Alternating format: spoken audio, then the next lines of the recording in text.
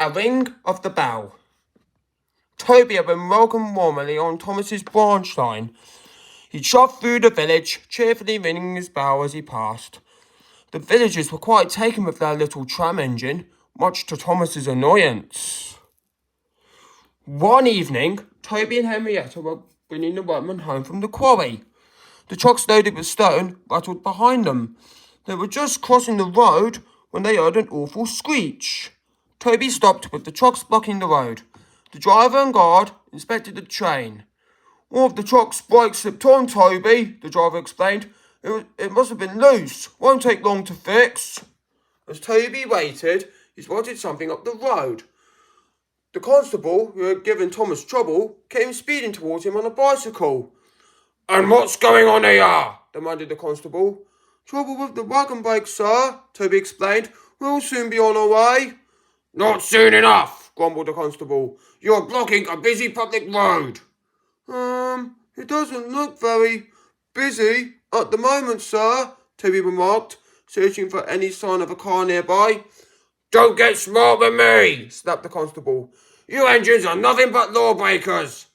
He scribbled furiously in his notebook, stormed back to the guard, thrust the ticket towards him, and rode off in a huff.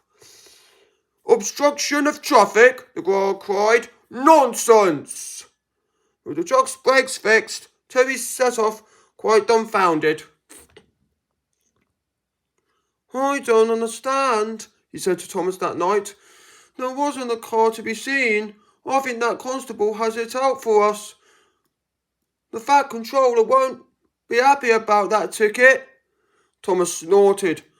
"Perhaps you're not the solution he thought you were after all." Thomas shut his eyes and promptly went to sleep. "Outrageous!" the fat controller shouted next morning as he furiously hung up the telephone. He leaned back in his chair and sighed heavily. "More coffee, sir?" asked the butler, topping up the fat controller's cup. "More coffee is certainly welcome, Winston," he remarked. "These policemen are more trouble than they're worth." He sipped his coffee, pondering what to do. Later that day, Toby came down the farm lane with some trucks. He was still cross, and the trucks wisely behaved. Ahead, he could see the constable on his bicycle. Toby exited the lane and was just starting through the town when a car shot out in front of him. "Ooh!" Toby cried. "Look out!" The constable hadn't heard the car.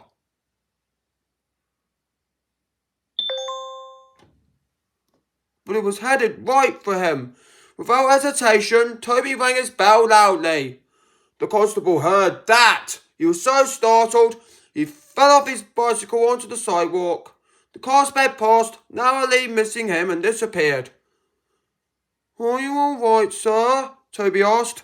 "Just what do you think you're playing at?" demanded the constable, rubbing his back. But the car..." "Stop it!" barked the constable. "I'll be reporting you for this. Mark my words." Before Toby could reply, Bertie the bus roared up. "Toby, are you all right? The car didn't hit you, did it?" "No, Bertie, I'm just fine. Thank goodness. You gave my passengers a good fright. Quick thinking on your part." "What's this?" demanded the constable. "You're in cahoots with this engine?" The driver and passengers stormed out of Bertie and marched up to the constable. "Look here," fumed the driver. "Toby's the hero. If it weren't for him, you'd be in a sorry state, let me tell you.